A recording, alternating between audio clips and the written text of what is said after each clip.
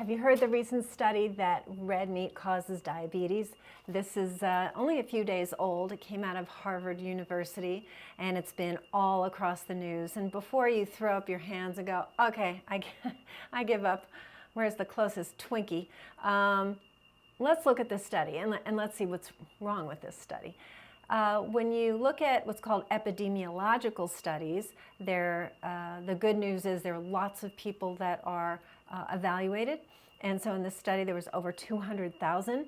But epidemiology is looking at the distribution of diseases and conditions in certain populations. Now, this study, this Harvard study, looked at two ongoing epidemiological studies. One is the Nurses' Health Study. There's another one as well. And these are individuals who get surveys to fill out somewhat regularly about their diet and their lifestyle. And so they get to accumulate a lot of information. And that part is good. The problem with this is that it's an expression called healthy user bias. So when you're looking at somebody who's inherently healthier, I just realized I don't have a light on. Hold on one second. Okay, that's better. When you're looking at certain healthy populations, there can be certain activities that healthy people do as a part of their healthy lifestyle, and then therefore looking at other populations, you can attribute to the other population something that is not present enough, but so much more in the unhealthy population that you say, oh, something like red meat causes diabetes. So in this particular group that they were looking at, what they found was the people that ate the most red meat also smoked the most, weighed the most, drank the most, did not take supplements. They happened to look at if you took a multivitamin or not. What else was there? Ate the least amount of fruit. So all of those habits happen to come with higher red meat ingestion. So of course, the better thing to do would be to look at high red meat, lower red meat, and then have everything else be the same. So unfortunately, there was such a big discrepancy in these two groups that it might have been a bit unfair to attribute the diabetes increase in this unhealthy group to simply, what? Red meat intake. Because they smoked, they weighed more, they drank more, they didn't exercise as much, their weight was higher, they didn't eat fruit, they didn't take supplements. So there's a lot of negatives in this particular group's lifestyle. So you can see the problem with that, right?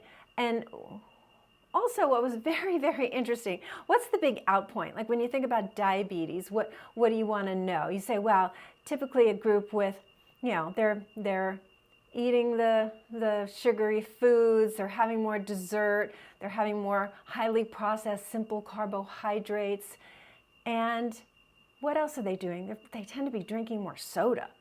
So of all these metrics that they looked at in these populations, the study did not include how much, soda pop they drank and how many desserts sugary foods they ate, simple carbohydrates, highly processed food.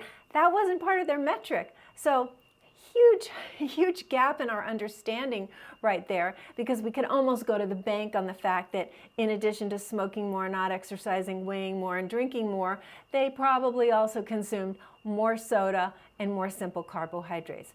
And it's funny because just yesterday I did a video on higher fat with either choosing I termed it was either choose your poison, heart disease or diabetes, coming from this idea that as soon as you're decreasing saturated fat, you're increasing simple carbs and sugar, and therefore, pick your poison. You're either going to get heart disease or you're going to get diabetes, which is ridiculous because there is such a thing as moderation, looking at quality, looking at quantity, and really creating a healthy diet that works. Diet's a 4-letter word. It is. And what we want is lifestyle. I like that better, where you're really finding something that gets you to a healthy metric of how all your organs are functioning, and so you look healthy as far as metrics are concerned, but you feel great, you've got great energy, you're sleeping well, cognitive function, on and on and on. It is all right there where you want it. And you can do that and have an enjoyable lifestyle, an enjoyable food intake. And it doesn't have to be, oh, fat's bad, sugar's bad, I might as well stop eating, you know. Or the people say, you know, it's just not worth it to me. I just want to eat what I eat and I'm going to die of something. You've all heard that. Kind of makes me crazy because it really doesn't have to be that way. So what did we learn from this study? I think it's interesting to see that the higher red meat, I mean, this was it was like 216,000 people. So followed for several years. So it is interesting to see that Americans, these were all Americans, who consumed more red meat concomitantly at the same time are the people who weigh more, exercise less, smoke more, drink more, don't take vitamins. They also looked at women taking bioidentical hormones because, as I said, one of the epidemiological studies is the Nurses' Health Study, so they're looking at female hormones, etc. This was male and female, by the way, in this group of over 216,000. And you know, it's interesting to see that they do tend to go together. But does that mean that you can't have any red meat? And I left out a really important one. They also ate more processed red meat. So the salami, the bologna, pastrami, you know, whatever all those are. Because what we do know about the processed red meat on top of the saturated fat in red meat, but processed red meat is very linked to cancer. And what I also talk about a lot on this channel is the fact that what's good to prevent heart disease, our number one killer, is also good to prevent diabetes, is also good to prevent cancer. So what's good for one is good for all. So that's, you know, it's important to look at. So also this unhealthy group was eating more of these meats that were highly processed, which we know have a carcinogenic risk, so therefore putting us in that unhealthy category.